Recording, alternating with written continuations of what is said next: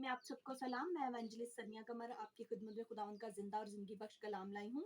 आज का अजीज़ों हमारा टॉपिक है इख्तियार। हम देखेंगे कि हम सीखेंगे कि खुदावंद कैसे इख्तियार देता है इंसान को, और उस इख्तियार को कैसे नबियों ने इस्तेमाल किया, और खुदावंद की जो बरकत है, उसने इंसान को इख्तियारात दिए हुए हैं, वो इंसान जब लेने के बाद उनको कैसे इस्तेमाल करता है। आज हम कलाम की रोशनी में सीखेंगे अजीज़ों। गिनती 22 बाप उसकी एक आयत से हम इस स्टोरी को स्टार्ट कर, क्योंकि एक स्टोरी एक बहुत पावरफुल स्टोरी है, लेकिन एक लंबा जो मैसेज है हम उसको मतलब इस तरीके से शायद पढ़ ना सके, लेकिन मैं आपको शॉर्ट इसकी जो है मतलब अल्फाज जो हैं अपने अल्फाजों में आपको बताऊंगी कलाम की रोशनी में।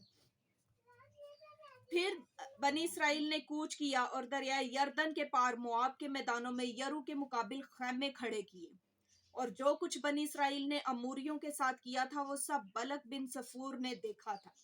यानी कौम बनी इसराइल जहां जहां से गुजर रही थी, खुदावंद उनके साथ था, खुदा का हाथ उन पर था। और अजीजों, वो इस तरह से था कि जब जिस जगह से वो गुजरते थे, जैसे ही वो मुल्क उनको आते हुए देखता था, तो लोग समझ जाते थे कि अब हमारी जो है हार है, क्योंकि कौम बनी इसराइल के साथ जिंदा खुदा उनके साथ साथ था। और जब बल्क बिन सफूर ने जो मोआब अमूरियों मोआब का जो था बादशाह था, जब उसने देखा कि अमूरियों के साथ इसने ऐसा किया है, तो वो समझ गया कि ये मेरी जो आने वाली जो मतलब मेरी कौम है, जब ये मेरे मुल्क में से गुजरेंगे, तो उसने देखा कि ये तो रेत के जर्रों की नजर ही नहीं आ रही, इन्होंने तो मैदान में ऐसे मतलब छुपा दिया है सब कुछ, जब वो गुजर रहे हैं तो मतलब इतनी पावरफुल कौम है। उन पर बड़ा खौफ तारी हो गया। फिर उन्होंने क्या किया, वो लोग जमा हुए और उन्होंने क्या किया, उन्होंने मतलब अपने अंदर जो है वो सबसे पहले तो उनके अपने खौफ का इजहार किया सबने मिलकर कि ये इतनी पावरफुल कौम है कि जब ये आ रही है तो हम इसका मुकाबला तो कर नहीं सकते, क्योंकि हम जानते हैं कि हमें रेंगते हुए चले जाएंगे। और फिर उन्होंने क्या किया, कासिद रवाना किए। वहाँ एक नबी था जिसका नाम बलाम था। उन्होंने क्या किया, बादशाह ने जो बल्क बादशाह है उसने कासिद रवाना किए अपने, ताकि वो जाएं और जाकर उस नबी को, बलाम नबी को बुलाएं, ताकि बुलाकर वो उस पर लानत भेजें बनी इसराइल कौम पर। जबकि ये भी मालूम है कि जब खुदा का दिया हुआ इख्तियार उसके नबी के पास मौजूद है, आपके पास अजीजों, जब आप खुदावंद के चुनीदा हैं, जब उसके काम आप कर रहे हैं, जब खुदावंद के इख्तियारात आपके पास हैं, तो अजीजों ये आप पर मुनहसर करता है, ये आप पर डिपेंड करता है कि आप किसी पर लानत भेजते हैं या बरकत। क्योंकि जब आप लानत भेजेंगे तो आप अजीजों लानत के नहीं बल्कि बरकत के फर्जंद हैं, तो वही बरकत जो आप दूसरे पर भेजते हैं वही आप पर भी ठहरती है। लेकिन यहाँ इस स्टोरी में हम देखेंगे कि जब उसने अपने कासद भेजे तो वो उसके पास गए, बलाम के पास। फिर बलाम ने उनसे कहा कि मैं तो ऐसा नहीं कर सकता खुदावंद की मर्जी के बगैर। वो अब खुदावंद की मर्जी के में रुका, उसने मतलब उनसे कहा कि तुम रुको और मैं देखता हूँ, खुदावंद से उसकी मर्जी पूछता हूँ, तो फिर मैं तुम्हें जवाब दूंगा कि मुझे जाना है या नहीं। खैर वो रात गुजरी और जब उसने उठा और उठकर खुदावंद ने उससे कलाम किया कि जिस कौम के मुतालिक ये लोग आए हैं, तो मतलब तू वहाँ, वो इतनी पावरफुल वो बाबरकत कौम है, तो उन पर लानत ना भेजना। क्योंकि अब खुदावंद, अब देखिए यहाँ पर आकर इख्तियार है, अगर खुदावंद अपने लोगों को इख्तियार ना देता तो खुदावंद उस नबी को मना भी ना करता, खुदावंद उस नबी के को ये ना कहता, अगर खुदावंद अपने लोगों के लफ्जों की लाज ना रखता, अगर खुदावंद अपने नबियों के अल्फाज को इसी तरह रद्द कर देता, तो खुदावंद को शायद उससे डायरेक्ट कलाम करने की जरूरत नहीं थी कि तू लानत ना करना। क्योंकि अगर वो पावरफुल कौम थी तो पावरफुल कौम है, लेकिन नबी को कहने की जरूरत इसलिए पेश आई कि वो खुदावंद के लोगों के अल्फाज जो हैं वो खुदावंद रायगा जाने नहीं देता। इसलिए अजीजों, जब आप बरकत के फर्जंद हैं तो आप बरकत ही ट्रांसफर करेंगे। आगे चलकर हम देखेंगे दूसरी दफा फिर उन्होंने बल्क बादशाह ने क्या किया, फिर से एक दफा भेजा कासिदों को कि जाकर फिर से جو ہے بلام سے پوچھیں اس کی مرضی کو جاننے کہ کیا وہ آئے گا. پھر اس نے کیا کیا, اس نے یہ کہا کہ میں نہیں جاؤں گا, وہ میرا گھر سونے اور چاندی سے بھی بھر دے تو بھی میں نہیں جاؤں گا. لیکن خداوند نے اس سے کیا اس ٹائم کہا کہ تو جا, لیکن جیسے میں تجھ سے کہوں تو ویسے کرنا. پھر اس کے باوجود خداوند کو کیا ضرورت پیش آئی کہ آگے چل کر ہم دیکھیں گے 22 آیت میں. اور اس کے جانے کے سبب سے خداوند کا غضب بھڑکا اور خداوند کا فرشتہ اس سے مزاحمت کرنے راستہ روک کر کھڑا ہو گیا. یعنی اتنی بابرکت قوم کہ اس کے لیے خداوند کا فرشتہ خود راستے میں کھڑا ہو گیا. یعنی خداوند نے بے شک اس کو اجازت دے دی, خدا جیسا چاہتا تھا خداوند نے کہا کہ جیسا میں چاہوں گا ویسا ہی کرنا, لیکن اس کے باوجود خداوند کا فرشتہ جو ہے وہ ننگی تلوار لیے راستے میں کھڑا ہو گیا. اور اس گدی نے خداوند کے فرشتے کو دیکھا اور اپنی ہاتھ میں ننگی تلوار لیے ہوئے راستہ روکے کھڑا ہے. تب گدی نے راستہ چھوڑ کر ایک طرف ہو گئی اور کھیت میں چلی گئی. سو بلام نے گدی کو مارا اور اسے راستے پر لے آئے. تب خداوند کا فرشتہ ایک نیچی راہ میں جا کھڑا ہوا جو پاکستانوں کے بیچ میں ہو کر نکلتی تھی, اور اس کی دونوں طرف دیواریں, اور گدی خداوند کے فرشتے کو دیکھ کر دیوار سے جا لگی اور بلام کا پاؤں دیوار سے پچکا دیا. اب خداوند نے ایک جانور جب ہے جو ابھی خداوند کے نبی کی آنکھیں اس وقت اس فرشتہ کو نہیں دیکھ رہی تھی, لیکن وہ جانور جو ہے وہ جو گدی ہے وہ اس وقت دیکھ رہی تھی خداوند کے فرشتہ کو.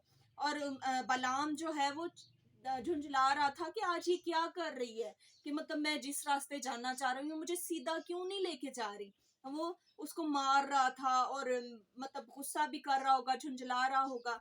پھر دوبارہ سے اس نے اسے پھر مارا. تب خداوند کا فرشتہ آگے بڑھ کر ایک اسے تنگ مقام میں کھڑا گیا جہاں دائنی اور بائیں طرف مڑنے کی جگہ نہ تھی. پھر جو گدی نے خداوند کے فرشتے کو دیکھا تو بلام کو لیے ہوئے بیٹھ گئی. پھر بلام جلا اٹھا اور اس نے گدی کو اپنی لاٹھی سے مارا. تب خداوند نے گدی کی زبان کھول دی اور اس نے بلام سے کہا, میں نے تیرے ساتھ کیا کیا کہ تو نے مجھے 3 بار مارا. اب عزیزو, جب ہم اپنا کوئی جانور رکھتے ہیں یا آج کے دور میں ہم اپنی کوئی سواری رکھتے ہیں, اگر وہ بائک ہے, گاڑی ہے, تو بھی ہم اس کو بڑا عزیز رکھتے ہیں, اور اگر وہ کوئی جانور ہو تو ہم اس سے بہت محبت کرتے ہیں جس کے ساتھ ہم سواری کرتے ہیں. تو عزیزو وہ بہت شاید محبت بھی اس سے رکھتا ہوگا جو اس نے جب پہلے, یا شاید اس نے کبھی اس کے ساتھ ایسا نہ کیا ہو. تو اس نے کیا کیا, وہ گدی کے منہ میں خداوند نے زبان ڈال دی اور وہ اس نے سوال کیا کہ میں نے کیا کیا کہ تو نے مجھے 3 دفعہ مارا ہے, کیونکہ ایسا اس کے ساتھ شاید پہلے نہ آیا ہو پیش واقعہ. اور پھر اس نے آگے اسے یہ تکرار بھی کی. گدی نے بلام سے کہا, تیری وہی گدی نہیں ہوں جس پر تو ساری عمر آج تک سوار ہوتا آیا ہے, کیا میں نے تیرے ساتھ پہلے کبھی ایسا کرتی تھی؟ اس نے کہا نہیں. تب خداوند نے بلام کی آنکھیں کھولیں اور اس نے خداوند کے فرشتے کو دیکھا کہ وہ اپنے ہاتھ میں ننگی تلوار لیے راستہ کھڑے روکا ہے. عزیزو, جب ننگی تلوار لیے فرشتہ کھڑا ہوتا ہے تو وہ ایسے ہی کھڑا نہیں ہوتا, کیونکہ کلام میں آپ جہاں بھی ذکر دیکھیں گے ننگی تلوار کا, وہاں مطلب آپ کے لیے خطرے کی علامت ہے. پھر اس نے اپنا سر جھکا لیا اور اوندھا ہو گیا. مطلب اس نے کیا کیا, سر جھکایا اور اوندھا ہو گیا, مطلب وہ اسی ٹائم زمین پر اوندھا ہو گیا. اور اس نے خداوند کے فرشتے نے اس سے کہا, تو نے اپنی گدی کو 3 بار کیوں مارا؟ اب کیا فرشتہ اس بات کو نہیں جانتا تھا؟ لیکن مطلب آپ دیکھیں کہ ایک چیز جو ہے وہ روٹین سے ہٹ کر ہو رہی ہے تو سوالیہ نشان کھڑا ہوتا ہے کہ کیوں. آگے چل کر ہم دیکھیں گے, میں تیری مزاحمت کرنے کو آیا ہوں اس لیے کہ تیری چال میری نظر میں ٹیڑھی ہے. عزیزو, ہم بعض اوقات خداوند کی مرضی کو پوچھ کر چلتے تو ہیں, لیکن ہماری راستے جو ہیں وہ خداوند کی نظر میں ٹیڑھے ہیں. اب خداوند وہ خداوند سے پوچھ کر اس کی مرضی کے مطابق آیا, لیکن پھر بھی خداوند نے یہ ضروری جانا کہ اس کو اس قوم کی اہمیت بتائے. خداوند نے پھر بھی ضروری جانا کہ وہ اسے اپنی قوم کی جو اس کی حرمت ہے وہ اسے دکھائے. وہ دکھائے کہ میں زندہ خدا اس قوم کے ساتھ ہوں. آگے دیکھیں. اور گدی نے مجھ کو دیکھا اور 3 بار میرے سامنے سے مڑ گئی. فرشتہ کہہ رہا اور اگر وہ میرے سامنے سے نہ ہٹتی تو میں ضرور تجھ کو مار ہی ڈالتا اور اس کو جیتی چھوڑ دیتا. یعنی جانور اس اپنی قربانی بھی مطلب دینے کو تیار ہو جاتا. مطلب اس کو پتا تھا کہ مالک ہے, لیکن فرشتہ کیا کہہ رہا, اس کو میں چھوڑ دیتا. لیکن مزاحمت کس سے وہ کرنے آیا, کیونکہ وہ جانتا تھا کہ میں زندہ خدا کی طرف سے, ایک زندہ جو خدا ہے اس کے ماننے والی قوم کی طرف سے مزاحمت کرنے آیا ہوں. اگر اب تجھے برا لگتا ہے تو میں لوٹ جاتا ہوں. مطلب وہ اس کو لگا کہ شاید خداوند کو میرا آنا جو ہے وہ پسند نہیں آیا. مطلب خداوند کی بے شک وہ مرضی سے آیا ہے, لیکن خداوند عزیز بعض اوقات ہماری زندگیوں میں بہت کچھ ہونے دیتا ہے, کیونکہ یہ خدا کے پلان خدا جانتا ہے. لیکن اختیار جب خدا دے دیتا ہے تو اس اختیار کو ہمارا کام ہے کہ ہم ٹھیک طریقے سے استعمال کریں. آگے چل کر ہم دیکھیں گے. بلام بلک کے امراء کے ساتھ گیا. جب بلک نے سنا کہ بلام آ رہا ہے تو وہ اس کے استقبال کے لیے مواب کے اس شہر تک جو ارنون کی سرحد پر ہے, اس کی حدود کی انتہائی حصہ میں واقع تھا. تب بلک نے بلام سے کہا, میں نے بڑی امید کے ساتھ تجھے نہیں بلوا بھیجا تھا, پھر تو میرے پاس کیوں نہ چلا آیا؟ اب میں اس قابل نہیں کہ تجھے عالی منصب پر ممتاز کروں. بلام نے بلک کو جواب دیا, دیکھ میں تیرے پاس آ تو گیا ہوں, پر کیا میری اتنی مجال ہے کہ میں کچھ بولوں؟ جو بات خدا میرے منہ میں ڈالے گا میں وہی کہوں گا. وہ جان گیا تھا عزیزوں کو, جو اختیار مجھے خدا نے دیا ہے, جیسا مجھے خداوند کہے گا. خدا اختیار ہمیں دیتا ہے عزیزوں, لیکن ہماری مرضی جو ہے وہ ہم نے اپنے اس کے تابع خود کرنی ہے, کیونکہ ہم انسان جو ہیں ہمیں خداوند نے اپنی مرضی پر بنایا ہے, ہم کسی کے تابع نہیں ہیں. لیکن خداوند کیا چاہتا ہے کہ ہم اپنی خوشی سے اپنی مرضی کو اس کے تابع کریں. آگے چل کر عزیزوں ہم دیکھیں گے یشوا 10 باب.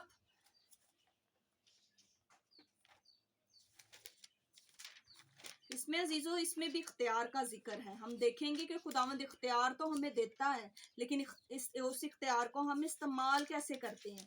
اور بہت سارے اختیارات جب ہمیں خداوند دیتا ہے تو عزیزوں وہ ایک دفعہ تو ایسے اختیارات ہوتے ہیں کہ دنیا دیکھتی ہے. یشوا 10 باب اس کی 12 آیت سے ہم پڑھیں گے. اور اس دن جب خداوند نے اموریوں کو بنی اسرائیل کے قابو میں کر دیا, یشوا نے خداوند کے حضور بنی اسرائیل کے سامنے یہ کہا, اے سورج تو جباؤن پر اور اے چاند تو وادی ایالون پر ٹھہرا رہ. اور سورج ٹھہر گیا اور چاند تھما رہا, جب تک قوم نے اپنی دشمنوں سے اپنا انتقام نہ لے لیا. اب عزیزو یہ کیا کس کی بات ہو رہی ہے؟ یہ یشوا کی بات ہو رہی ہے. اور یشوا جب اموریوں کے ساتھ جب ان کی جنگ چل رہی تھی, وہ آگے سے آگے بڑھتے چلے جا رہے تھے دوسرے شہروں میں, تو کیا ہوا, قوم اموریوں کے ساتھ جب ان کی جنگ ہوئی تو یشوا جو ہے وہ اس جنگ میں جب اپنے آپ کو جب ایک ظاہری سی بات ہے, جب ایک ملک اپنا ملک بسائے بیٹھا ہے اور دوسرا ملک جو ایک طاقتور قوم ہے جب وہ جاتی ہے, تو پھر ظاہری سی بات ہے کہ کچھ وقت لگتا ہے, اور خداوند کے منصوبوں کو دیکھنا بہت ضروری ہے. اور پھر جب ہم دیکھیں گے, اور یہاں خداوند نے اس یشوا کی بات کو سنا اور بڑے اچھے اس کو ایسے کلام میں بیان کیا گیا ہے. پھر یشوا اس کے ساتھ بنی اسرائیل کے جلجال کے خیمہ میں لوٹے. کیا یہ عاشر کی کتاب میں نہیں لکھا, سورج اور آسمان بیچوں بیچ ٹھہرا رہا اور تقریباً سارا دن ڈوبنے میں جلدی نہ کی, اور ایسا دن نہ کبھی اس سے پہلے ہوا اور نہ اس کے بعد جس میں خداوند نے کسی آدمی کی بات سنی ہو, کیونکہ خداوند اسرائیلیوں کی خاطر لڑا. عزیزو جب ہم یہ بھی بات اختیار کی آ گئی کہ خداوند نے اختیار دیا تھا, اور خداوند جانتا ہے کہ جب خداوند اپنے لوگوں کو اختیار دیتا ہے تو وہ بغیر اس کی مرضی کے کچھ بھی الفاظ اپنے منہ سے نہ نکالیں. یہ پہلی کلام میں لکھا ہے کہ یہ پہلی بار تھی کہ انسان کے کہنے پر ایسا ہوا، نہ اس سے پہلے کبھی ہوا ہے اور نہ اس کے بعد ہوگا، کلام یہ کہتا ہے۔ اور یہ بہت پاورفل بات تھی کہ دن ٹھہر گیا، نہ دن سورج ڈوبا اور نہ ہی چاند اپنی جگہ پر واپس آیا۔ سب چیزیں جو خداوند نے مقرر کی ہوئی تھی، ایک ٹائم ایسا آیا کہ وہ چیزیں جو ہیں، وقت جو ہے وہ رک گیا اور قوم بنی اسرائیل کے لیے خدا خود لڑا۔ ایسا کلام میں درج ہے کہ ایسا کسی انسان، کسی آدمی کے کہنے پر نہ تو اس سے پہلے ہوا ہے اور نہ اس کے بعد ہوگا۔ بڑا ہی پاورفل کلام تھا عزیزو۔ بات اختیار کی آتی ہے اور ہم خادمین ہیں، چاہے ہم عام انسان ہیں، لیکن جب ہم مسیحی ہیں، ہم یہ جانتے ہیں کہ خداوند کا اختیار ہمارے پاس ہے، تو ہمیں چاہیے کہ، اور یہ بات یقینی طور پر ہمیں پتہ ہونی چاہیے کہ خداوند نے اختیار ہمیں دیا ہوا ہے، اور اس اختیار کا ہم نے غلط استعمال نہیں کرنا، کیونکہ ہم برکت کے فرزند ہیں، اور جو برکت ہم دوسرے کو دیں گے وہی برکت ہمارے پر ٹھہرے گی۔ خداوند آپ سب کو برکت دے، آمین۔